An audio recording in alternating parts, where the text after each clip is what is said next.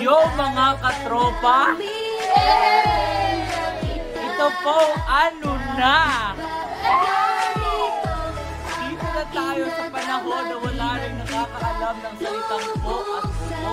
Ano ba yan? Dapat natin ipagmalaki ang wikang ating mga Rema Pips! Oh my God! Ang ganda ng ating kultura, no? Ang saya at saya.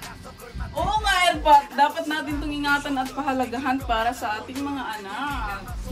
Ma, pa, ang corny kaya ng mga yan, mas cool pa yung K-drama at K-pop. Oo nga, mas uso yun.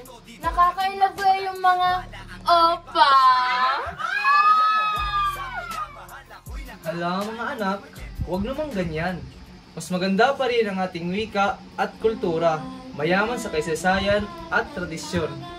Oo nga, ang ganda ng mga sayaw at kanta. Pati na din yung kultura at ganda yung mga pagkain. Pero, paano natin ipapakita sa mga kabataan ngayon? Ang hirap kaya.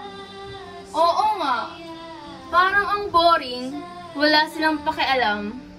Pag kayo mag-alala, marami tayong paraan. Pwede tayong gumawa ng mga video, mag-post sa social media, at mag-organize ng mga events.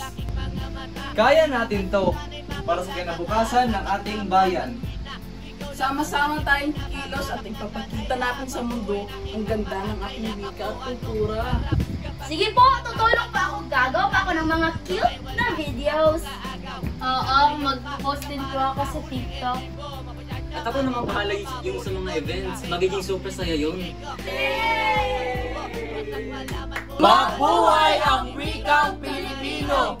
Mabuhay ang kulturang Pilipino! Pilipino ako! Proud ako!